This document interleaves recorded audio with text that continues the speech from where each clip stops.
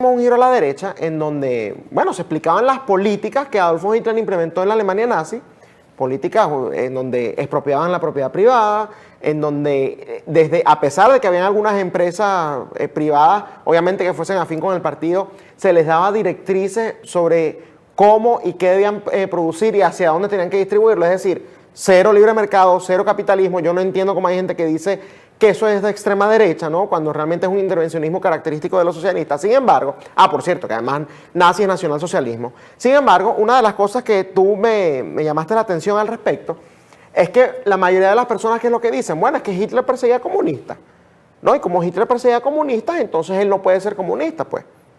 Y sobre eso vamos a hacer este giro a la derecha. En primer lugar, hablando un poco de los diálogos entre estas personas, ¿no? Porque resulta que Hitler, la gente quizás no se acuerde porque a veces como que la historia se pierde, ¿no? Hitler firmó un pacto de no agresión con la Unión Soviética. Ahí lo tienen, el pacto Ribbentrop-Molotov, ¿no? En donde básicamente se dividían el territorio de Polonia y decía, bueno, yo no me molesto, mitad y mitad, yo no te molesto, tú no me molestas y listo. Esto fue, por cierto, antes de la guerra, hasta que por supuesto la Alemania nazi decidió violar este pacto, ¿no? También, por ejemplo, otra de las cosas es que en la Unión Soviética el señor Stalin se encargó de perseguir comunistas y te aseguro que absolutamente a nadie se le ocurre decir que Stalin es una persona de derecha. De hecho, uno de los principales comunistas que él persiguió fue su adversario político, León Trotsky, ¿no? A quien por cierto asesinaron en México cuando le dieron asilo político. Él fue muy cercano a estos artistas Diego Rivera y Frida Kahlo, con quienes se reunió en reiteradas oportunidades allá en México, pero él era comunista también. De hecho, Stalin lo masacra, lo asesina, porque era el único que de una u otra manera representaba una amenaza para su estadía en el poder. Cuando estaba Lenin en el poder, que fue el fundador de todo este movimiento, al que le tocaba heredar el poder, por así decirlo, era justamente a Trotsky. Y Stalin, bueno, se movió de una manera mucho más habilidosa, ¿no? Y sencillamente logró tomar el poder por la fuerza. Pero nadie está diciendo que Stalin es de derecha o que es la extrema derecha porque sencillamente se dedicó a perseguir comunistas, que este no fue el único. El tipo de hecho contrataba a asesinos para que buscara pues, y matara y asesinaran a personas que tuviesen ciertos cargos dentro de su propio partido porque también los veía como una amenaza para su posición, ¿no? Y ojo, después de que mandaba a esos asesinos, contrataba a otros asesinos para matar a esos asesinos y así, o sea, el tipo estaba mal de la cabeza, pero nadie duda que el señor era de izquierda.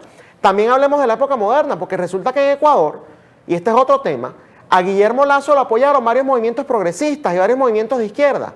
Y es porque justamente el régimen de Rafael Correa los persiguió a ellos. Y si nos vamos a Venezuela, el Partido Comunista de Venezuela está diciendo que Nicolás Maduro los persigue, que los están censurando. De hecho, sobre eso tenemos algunas declaraciones en el 2019.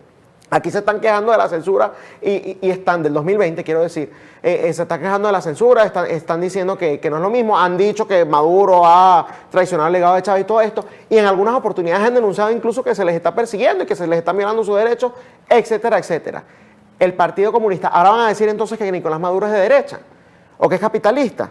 Van a decir cualquier ridiculez de esta sencillamente porque en vez de ver las políticas que están aplicando, bueno, es que persiguió comunistas, entonces debe ser así. Y si al caso vamos, para el que no sepa, para hablar un poco más de historia también, en la Guerra Fría, ¿no? Estados Unidos, uno de los países con los cuales salió para justamente hacerle frente a los comunistas de la Unión Soviética, fue la China bajo Mao Zedong.